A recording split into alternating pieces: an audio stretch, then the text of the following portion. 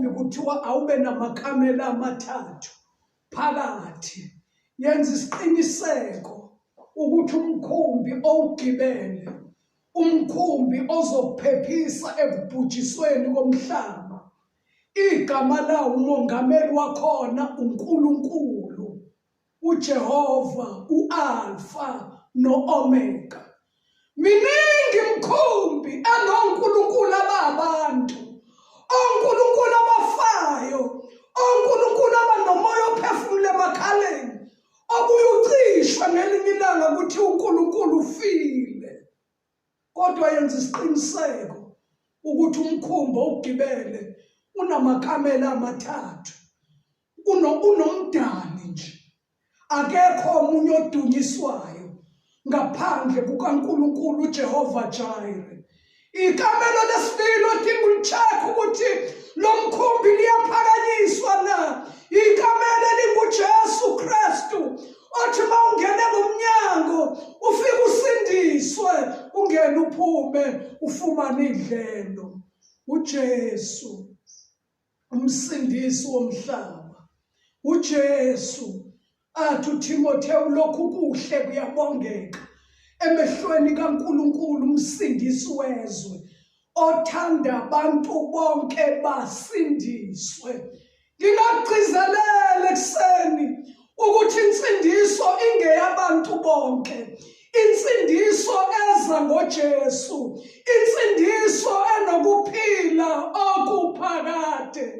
Ey'nsukwini zokulindela ukukhala kwecilongo kunomkhuleko ey'bilini zami ukuthi iNkosi ihlangabeza bonke abantu abangamakholwa emhlabeni alandela ukukholwa okungenakho ukuphila okuphakade.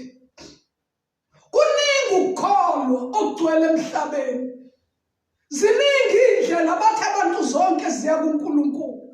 Kodwa uma indlela yokukholwa oyilandelayo ingenakho ukuphila okuphakade, kusho ukuthi umkhumbo kuwo awunawo amakamela amathathu.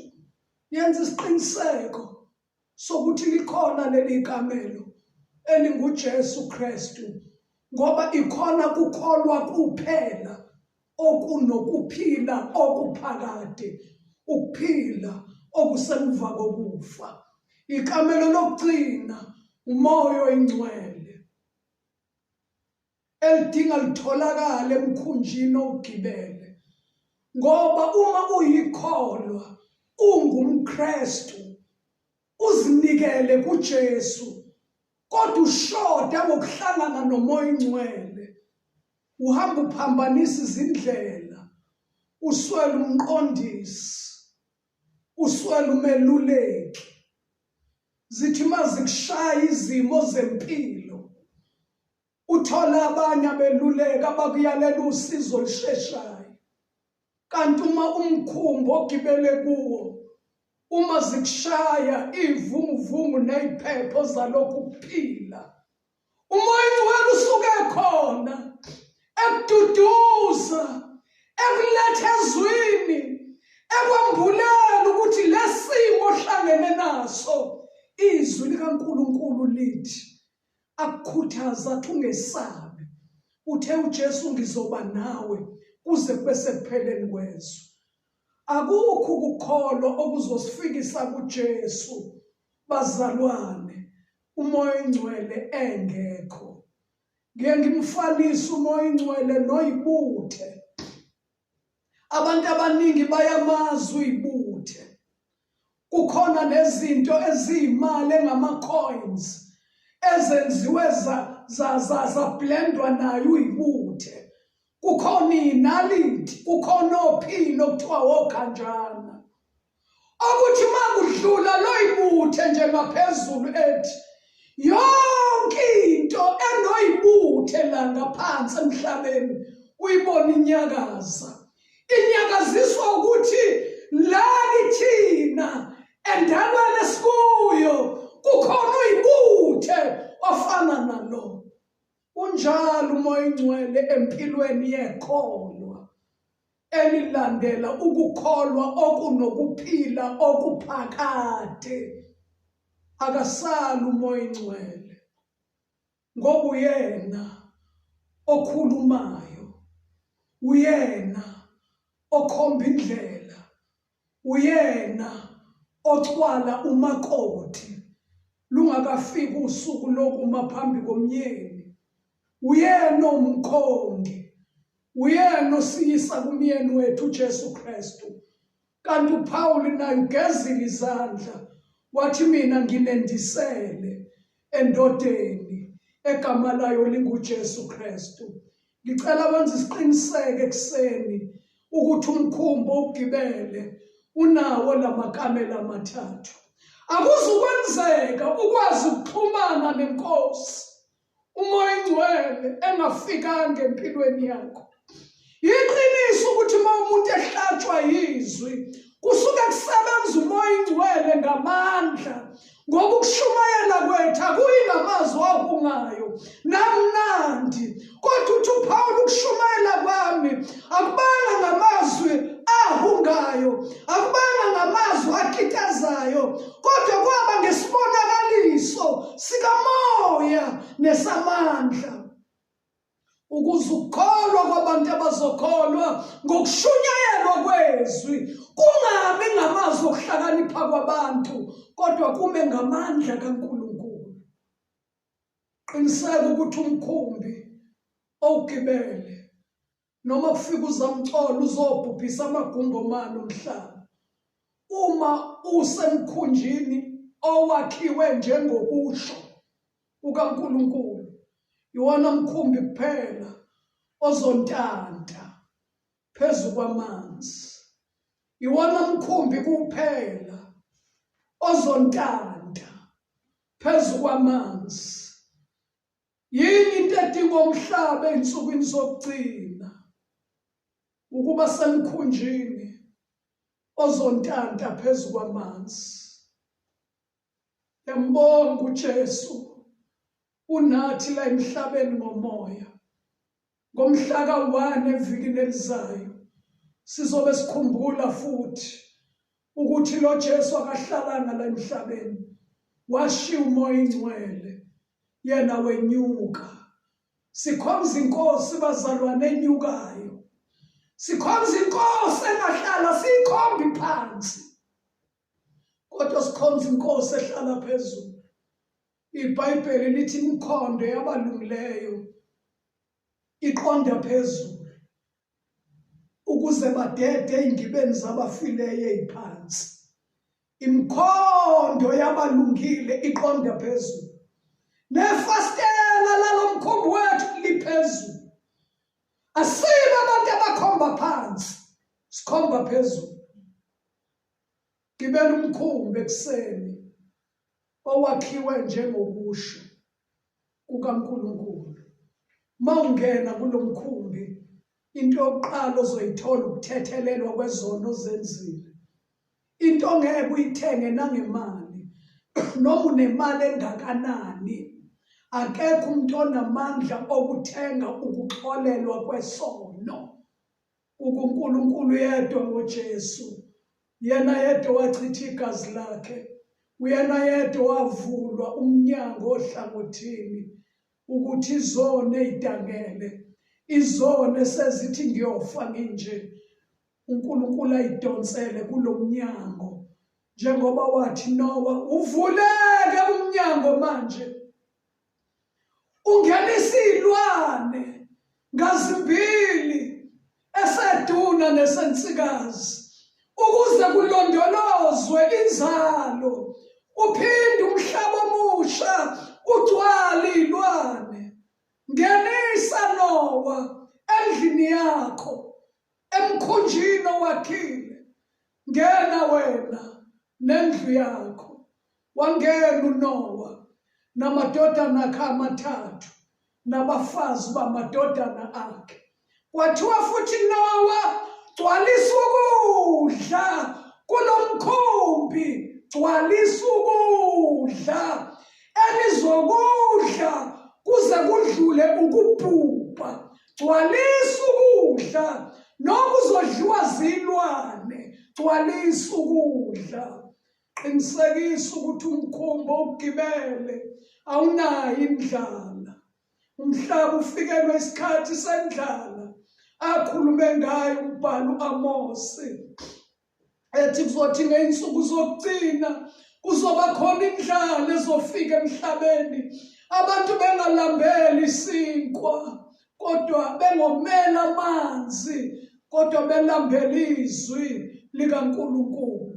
Uthi intombi ezinhle neinsizwa ezibukekayo ziyogijima zisuka empumalanga zibheke entshonalanga, ziphambana neziqhamuka entshonalanga zibheke enyakatho, abanye beqhamuka eningizimu babheka ngala.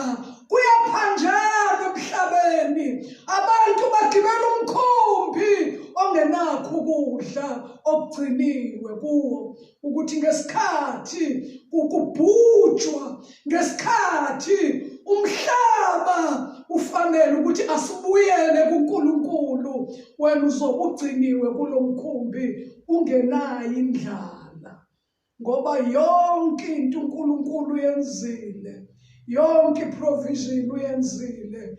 Wathi esiphambanweni uJesu wathi sekuphelile. Siyathandaza manje, ngicela sibuke ivesi esithandaza ngalo, incwadi kaPetro wokuqala isahluko sesibili uvesi number 25. La izwi lenkosi lithi sesiphendukele manje, siphendukele kumalusi nombonisi wemphefumulo yethu. Amazwi engivala ngawo ukuthi masingena kulo mkhumbi singena ngokuphenduka. Siphendukela kubani? Asiphendukeli kumkhokheli esivuma kuyizono, siphendukela kumalusi nombonisi wemphefumulo yethu. Ngicela ukuphinda sesithandaza. Phendukela kumalusi, phendukela kumuntu ozokubonisa, abonise umphefumulo wakho. Umphefumulo ungehlelwa isaga esifana nalesi silwane esihamba ngaphansi komhlaba okuthiwa imvukuzane. Imvukuzane welizwe elilaleleyo isilwane esihamba sicimezile, asivula amehlo, sivukuza inhlabathi sihambe kumnyameni. Uma kuke kwenzeka wasithola, wasimba, wasishaya, sivula amehlo. Uma sekuphela ukuphila kwaso, sibona umhlaba singeke sisawubona. Kunjalo ukuhamba ungaphendukelanga kumalusi nombonisi womphefumulo. Uphaphama ekugcineni uthi hawu kuba bengazi nalokhu ngabe ngakubika kuNkulunkulu, ukuba bengazi nalokhu ngabe ngakuvuma, ukuba bengazi nalokhu. Kuyila kungasekho ukuphenduka ngale kwethuna, ngoba ukuphenduka kubizwa manje, ukusindiswa kubizwa manje. Uphendukela kubani? Angikukhuthaza ukuthi uthintithe iBhayibheli uthi kukhona la uzoyohlanganyela khona. Le ndaba ye-lockdown bazalwane, umphakathi okholwa uJesu, mhlaba, iyasikhombisa ukuthi lento ewukusonta into ephelelwayo isikhathi. Noma uSathane yenzile ukubrasha onembeza babantu, athi qhubeke basebenzise babophela njengey'nkabi ey'limayo, athi ungakhathazeki, ngesonto uzoya esontweni uyophungula, ngesonto uzobe usesontweni wenza izinto zenzayo khonza ngazo. I-lockdown yasikhombisa ukuthi akukho bazalwane ukusonta. Into ekhona ukungena emkhunjini owakhiwe njengokusho kombhalo. Phendukela kumalusi omuhle. Phendukela umbonisi womphefumulo. Kuyisimangaliso bazalwane ukuhamba njengoNowa. Elithi iBhayibheli uNowa wahamba noNkulunkulu. Ma uhamba noNkulunkulu uhamba nomuntu okubonisayo. Uma niphambane kubonisa awangaboniseka awulale ebusuku. Kukhona into ethi khona la uboniswe khona umphefumulo wakho wena wangavuma ukubona. Siphendukela kumalusi nombonisi wemphefumulo yethu. Kuye manje sesithandaza. Engicela siphendukele kuye. Sivume izono zethu. Simamukele uJesu. Ngoba lokhu kuhle kuyabongeka emehlweni kaNkulunkulu umsindisi wethu. Othanda abantu bonke basindiswe. Bafinyelele kwazini iqiniso. Ngikhuluma kubantu abahleze ezindlini. Ngikhuluma kubantu abahlezi ngokwemindeni. Ngikhuluma kubantu abaqoqene. Bazalwane. Kade kuvalwe ngisho ugwayi. Ngiyathemba bekuvalwe ngisho idakamizwa. Kuvalwe notshwala. Kuvaliwe kwathiwa kube nesikhala phakathi kwakho nomuntu wesibili. Nabe behlulwa inyama. Bethi ngeke uphile ngaphandle komuntu wesilisa. Ngeke uphile, ngeke ngiphile ngaphandle komuntu wesifazane. Uthi umthetho we-lockdown, shiya imitha. Shiya imitha manje. Usuyabona ukuthi ungaphila ngaphandle komuntu wesifazane. Ngoba akekho umuntu owazalwa ethethe umuntu wesifazane. Akekho umuntu owazalwa ethethe indoda. Othi I can't make it without a man. I can't make it without a woman. Ilwane ziyakwazi ukuphila. Zingene ngama-seasons. Onjani umuntu othi ngeke ngiphile ngaphandle kwesono na? Nanso-ke i-lockdown ithi shiya imitha. Ungangibuza okuningi. Shiya imitha. Unecala noma uhamba ne-o yakho kule nsuku. Nithi niyabambana usunecala. Ngoba kuthiwe shiya imitha. Siphendukeleni kumalusi nombonisi wemphefumulo yethu. Thina abantu besifazane esizezindlini esiphekayo esiseva abantu. Asipheke nombonisi wemphefumulo yethu. Thina esiwashayo esayinayo. Esenzela abanye abantu sikhonza. Hamba nomalusi nombonisi womphefumulo. Malusi umbonisi womphefumulo. Phendukelani kuye. Nami ekuseni ngiphakamisa izandla. Ngithi Nkosi umkhumbi engugibele. Akube umkhumbi wakhiwe njengokusho kombhalo. Akube umkhumbi onefastela elibheke phezulu. Ukuze mangikhuleka Inkosi ingizwe. Ibeka indlebe ekunxuseni kwami. Asivala amehlo. Sikhuleke sonke la sikhona. Check umkhumbi ogibele. Okokuqala ukuthi wakhiwe njengokusho kukaNkulunkulu na. Ngabe lo mkhumbi unawo yini umnyango wokuthi wena oyisono ungene ufumane insindiso egazini likaJesu? Ngabe lo mkhumbi ohamba ngawo unawo yini lamakamela amathathu? Ngiyamema nami ekuseni, nami ngiphakamisa izandla. Ngithi Nkosi Jesu, ngiphendulele kumalusi nombonisi womphefumulo wami. Beka isandla sakhe esifubeni sakho la ukhona. Beka amehlo phezulu. lapho usizo lwethu luvela khona. uJehova wenzile izulu nomhlaba. Sithi Nkosi nansi impilo yethu, singenise emkhumbini owakhiwe njengokusho kombhalo. Siyabonga babekuseni, hlangabezizwe elibhubhayo, hlangabezizwe othelelizwe selibekelwe manje umlilo. Wathi alisophinde libhubhe ngamanzi, kodwa sewulibekela umlilo. Senzele umkhumbi onguJesu, onamandla okuntanta ngaphezu kwamalanga bomlilo. Siyabonga Baba, ngoJesu ithemba lokuphila kwethu. Siyabonga ngoJesu inkosi. Amen.